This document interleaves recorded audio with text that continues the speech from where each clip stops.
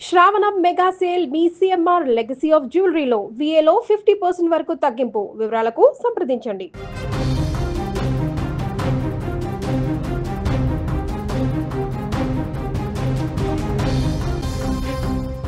Big breaking news చూస్తున్నాం. కూకట్పల్లి బాలిక హత్య కేసులో ఇంకా మిస్టరీ వీడలేదు. 40 మందికి పైగా పోలీసులు విచారించారు. తల్లిదండ్రులను కూడా విచారించారు పోలీసులు. తల్లిదండ్రులను వేరువేరుగా విచారించారు. దాదాపు 7 గంటల పాటు విచారణ కొనసాగింది. ఈ రోజు కూడా పోలీసులు తల్లిదండ్రులను విచారించబోతున్నారు. సెల్ ఫోన్ సిగ్నల్ ఆధారంగా విచారణ చేసే అవకాశం కనిపిస్తోంది. హైదరాబాద్లో కూకట్పల్లి బాలిక సహస్ర హత్య కేసు ఇప్పుడు పోలీసుకు ఒక ఛాలెంజ్గా మారిన పరిస్థితుంది. కేసు దర్యాప్తు జరుగుతున్న కొద్దీ అనేక కొత్త అనుమానాలు, అంతు చిక్కని ప్రశ్నలు తెర మీదకు వస్తున్నాయి. 4 రోజులుగా పోలీసులు దర్యాప్తు చేస్తున్నా ఇప్పటికీ నిందితుడి ఆచూకీ లభించకపోవటం, హత్యకు గల కారణాలు తెలియకపోవటం ఈ కేసును మరింత క్లిష్టంగా మార్చింది. సహస్రను ఎవరు చంపారు? నిందితుడు అసలు ఎక్కడున్నాడు? ఈ ప్రశ్నలకు సమాధానాలు దొరకటం లేదు. ఈ మిస్టరీని ఛేదించడానికి 5 ప్రత్యేక పోలీసు బృందాలను ఏర్పాటు చేసి దర్యాప్తును ముమ్మరం చేసినటువంటి పరిస్థితి ఉంది. అయితే పోలీసులు చాలా స్పష్టంగా చెప్తున్నారు, తెలిసిన వ్యక్తే, ఈ కుటుంబానికి అత్యంత సన్నిహితంగా ఉన్న వ్యక్తే హత్యకు పాల్పడ్డాడు అన్నది చెప్తూ ఉన్నారు. ఈ కేసు దర్యాప్తులో పోలీసులు అనుమానితుల జాబితాలో 40 మందిని గుర్తించారు. ఆ 40 మందిని పిలిచారు.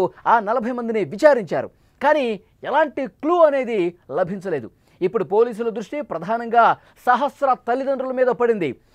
నిన్న పోలీసులు సహస్ర తల్లిదండ్రులను కూకట్పల్లి పోలీస్ స్టేషన్కి పిలిపించి విచారించారు. 7 గంటల సేపు వాళ్ళని వేరువేరుగా ప్రశ్నించిన పరిస్థితుంది. ఈరోజు కూడా విచారణ అదేవిధంగా కొనసాగే అవకాశం ఉంది. మరోవైపు ఈ మధ్యకాలంలో కుటుంబ కలహాలు ఏమైనా జరిగినాయా, పాత కక్షలు ఏమైనా ఉన్నాయా, ఈ కోణంలో కూడా దర్యాప్తు కొనసాగిస్తున్న పరిస్థితి ఉంది. వాళ్ళ కుటుంబ సభ్యులు, బంధువులు కూడా అనుమానం ఏదన్నా అనిపిస్తే కనుక వాళ్ళను కూడా పిలిచి విచారించబోతున్నారు. 3వ వ్యక్తి ఇంట్లోకి ప్రవేశించినట్లు ఎలాంటి క్లూ దొరకటం లేదు. అయితే పోలీసులు ఈ విషయం పట్ల చాలా సీరియస్గా ఇన్వెస్టిగేట్ చేస్తూ ఉన్నారు. అసలు ఒక్కటంటే ఒక్క క్లూ కూడా దొరకలేదు. బయట నుంచి ఏ వ్యక్తి కూడా లోపలికి వెళ్ళినట్టుగా ఆనవాళ్ళు కనిపించట్లేదు. సో దీని మీద ప్రత్యేకంగా ఫోకస్ పెట్టారు. ఇంట్లో ఉన్న వాళ్ళే, ఆ బిల్డింగ్లో ఉన్న వాళ్ళే అని పోలీసులు చాలా బలంగా నమ్ముతున్న పరిస్థితుంది. తమకు ఎవరిపైన అనుమానం లేదని చెప్తున్నారు తల్లిదండ్రులు. ఎవరితో అసలు ఈ మధ్యకాలంలో గొడవే పడలేదని తల్లిదండ్రులు చెప్తున్నారు. పోలీసులు ఈ విషయాలన్నీ తెలిసిన తర్వాత ఎటువంటి నిర్ణయానికి రాలేకపోతున్నారు. ఈ నేపథ్యంలో పోలీసులు ఈ కేసును మరింత లోతుగా దర్యాప్తు చేస్తున్నారు. సెల్ ఫోన్ సిగ్నల్స్ ఆధారంగా కూడా పోలీసులు దర్యాప్తు చేస్తున్నారు. నిందితుడిని గుర్తించడానికి ఆధునిక సాంకేతికత కూడా ఉపయోగిస్తున్నటువంటి పరిస్థితి ఉంది. అయితే హత్య జరిగిన భవనంలోని మిగతా ఎవరైతే అద్దెకుంటున్నారో, అలాగే పరిసర ప్రాంతాలు ఎవరైతే స్థానికులు ఉన్నారో వాళ్ళను కూడా పోలీసులు క్షుణ్ణంగా ప్రశ్నించారు. ఈ కేసులో సాధ్యమైనన్ని ఎక్కువ ఆధారాలు సేకరించడానికి పోలీసులు ట్రై చేస్తున్నారు. అన్ని కోణాల్లో పరిశీలిస్తున్నారు. చిక్కుముడిని విప్పటానికి శాయశక్తిలో ప్రయత్నం చేస్తున్నారు. ఎంతో ఛాలెంజింగ్గా మారిన ఈ కేసు మిస్టరీ ఎప్పుడు వీడుతుందో, నిజమైన నిందితుడు ఎప్పుడు పట్టుబడతాడో కూడా అర్థం కాని సిచ్యువేషన్ కనిపిస్తోంది. అనుమానం ఉన్న ప్రతి ఒక్కరిని విచారిస్తున్నారు. అన్ని కోణాల్లో దర్యాప్తు చేస్తున్నారు. నిన్న 7 గంటల సేపు విడివిడిగా విచారించారు తల్లిదండ్రుల్ని. తల్లిదండ్రులు ఎప్పుడు వాళ్ళు విధులకు వెళ్ళారు. ఉదయం 9 గంటల నుంచి మధ్యాహ్నం 1 గంట వరకు ఉన్నటువంటి సీసీ ఫుటేజీలు పరిశీలించిన తర్వాత ఎవరూ బయట వ్యక్తులు లోపలికి రాలేదని చెప్పి నిర్ధారించుకున్న తర్వాత తల్లిదండ్రులు ఇద్దరిని కూడా వేరువేరుగా కూర్చోబెట్టి చాలా కీలకమైన ప్రశ్నలు వాళ్ళని వేసినట్టుగా తెలుస్తోంది. తల్లిదండ్రులు, తల్లి ఎన్ని గంటలకు బయటికి వెళ్ళింది, తండ్రి ఎన్ని గంటలకు బయటికి వెళ్ళారు, ఇద్దరూ ఒకే సందర్భంలో వెళ్ళారా, ఇద్దరిని ఈ ప్రశ్నలు అడిగినప్పుడు ఒకే విధంగా సమాధానం చెప్తున్నారా లేదా, అన్ని కోణాల్లో కూడా దర్యాప్తు ముమ్మరంగా కొనసాగుతున్న పరిస్థితుంది. ముందుగా చూసింది తండ్రే. ముందుగా ఈ విషయం చూసి కింద ఆ అపార్ట్మెంట్లో ఎవరైతే అద్దెకుంటున్నారో ఆ కుటుంబాలకు కూడా చెప్పింది తండ్రి. ఆ తర్వాత పోలీసులకు ఇన్ఫామ్ చేసింది తండ్రి. తర్వాత ఈ కుటుంబానికి అత్యంత దగ్గరగా ఉన్న వాళ్ళకి ఈ సమాచారం పంపించింది తండ్రి. తల్లికి కూడా చెప్పింది తండ్రి. కాబట్టి ముందుగా ఈ విషయానికి సంబంధించి తెలిసింది తండ్రి. కాబట్టి తండ్రిని చాలా ప్రత్యేకంగా ఒక గదిలో కూర్చోబెట్టి విచారిస్తున్న సమాచారం వస్తుంది. మీకు ఇంకా ఎవరి మీదైనా అనుమానం ఉందా? మీరు ఒక మెకానిక్గా పనిచేస్తూ ఉన్నారు. మీ దగ్గరికి ఎంతోమంది పనులు చేయించుకోవడానికి వస్తూ ఉంటారు. మీ కుటుంబ సమాచారం ఏమైనా మీ షాప్ దగ్గరికి వచ్చే వాళ్ళకి ఏమైనా తెలుసా? ఇంటి విషయాలు ఏమైనా ఇతరులతో పంచుకున్నటువంటి పరిస్థితి ఉందా? ఇంకా మీ బంధువులు ఎవరితో ఈ మధ్యకాలంలో ఏమైనా గొడవలు పడ్డ సందర్భం ఉందా? మీకేమైనా ఆర్థిక లావాదేవీలకు సంబంధించి ఏమైనా సమస్యలు ఉన్నాయా? ఎవరికైనా మీరు అప్పు ఉన్నారా? లేదంటే ఎవరి దగ్గరైనా మీరు అప్పు తీసుకున్నారా? సో ఈ అన్ని కోణాల్లో ఇటు ఒకవైపు ఆర్థిక పరంగా కుటుంబ సభ్యులకు సంబంధించిన ఇన్ఫర్మేషన్ అడుగుతున్నారు, బంధువుల్లోకి సంబంధించిన ఏమైనా అనుమానం ఉంటే అడుగుతామన్నారు, అలాగే ఆ షాప్కి రెగ్యులర్గా వచ్చిపోయే వాళ్ళకి సంబంధించిన సమాచారం అడుగుతున్నారు. ఆ షాపులో ఎంతమంది పనిచేస్తారు, ఎంతమంది ఉంటారు, అందులో యువకులు ఎవరైనా ఉన్నారా?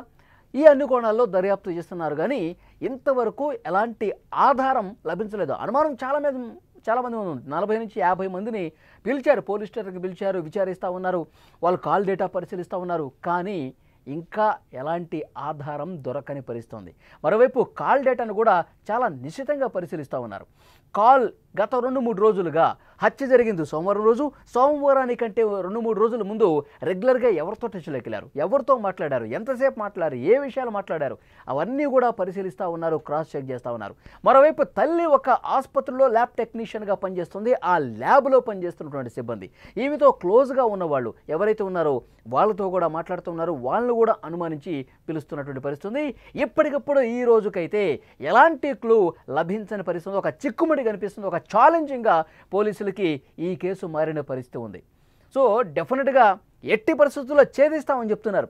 తల్లిదండ్రులను కూడా ఏదో లైట్గా తీసుకునే అవకాశం లేదని కూడా పోలీసులు చెప్తూ ఉన్నారు. ఏమైనా కావచ్చు, తల్లిదండ్రుల మీద కూడా అవసరమైతే అనుమానం వ్యక్తం చేసి ఆ కోణంలో కూడా చాలా బలంగా ప్రశ్నిస్తామని పోలీసులు చెప్తూ ఉన్నారు. సో ఏది ఏమైనప్పటికీ వాస్తవం వెలుగులోకి రావాలి. తప్పు చేసింది ఎవరో తెలియాలి, హత్య చేసింది ఎవరో తెలియాలి, ఆ హంతకుడు ఎవరన్నది ఎట్టి పరిస్థితుల్లో కనిపెట్టి తీరుతామని పోలీసులు చాలా స్పష్టంగా చెప్తున్నటువంటి పరిస్థితి. ఒకరోజు లేట్ అవుతుందేమో, 2 రోజులు లేట్ అవుతుందేమో, కానీ పట్టుకోవటం మాత్రం పక్కా అని చెప్పి పోలీసులు చెప్తున్నారు. చాలా సీరియస్గా ఇన్వెస్టిగేట్ చేస్తున్నట్టుగా పోలీసులు చెప్తూ ఉన్నారు. ఇది మొత్తం పరిశీలించిన తర్వాత ఈ వీడియో చూస్తున్న ప్రతి ఒక్కరూ కూడా రియాక్ట్ అవ్వండి, స్పందించండి.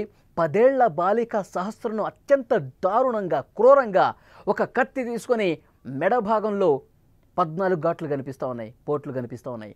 శరీరం మొత్తం కూడా చూసుకుంటే 20 చోట్ల బలమైనటువంటి కత్తితో చేసిన గాయాలున్నాయి. చాలా దారుణమైన విషయం. ఒక్కసారిగా హైదరాబాద్ మొత్తం ఉలిక్కి పడినటువంటి పరిస్థితి. ఇంట్లోకి ప్రవేశించిన ఆధారం కనిపించట్లా. మరి పట్టపగలు ఉదయం 10 గంటల సమయంలో ఇంట్లోకి వెళ్ళి మరి ఇంత దారుణంగా పైశాచికత్వంగా ప్రవర్తించి చంపేశారంటే చాలా దారుణం ఇది. సో పోలీసులు అందుకే ఈ కేసుని చాలా సీరియస్గా తీసుకున్నారు, అందరినీ విచారిస్తూ ఉన్నారు. మీకేం అర్థమైంది? ఎవరిని ఇంకా అనుమానించాల్సినటువంటి అవసరం ఉందని చెప్పి మీరు భావిస్తూ ఉన్నారు? కామెంట్ బాక్స్లో తెలియజేయండి.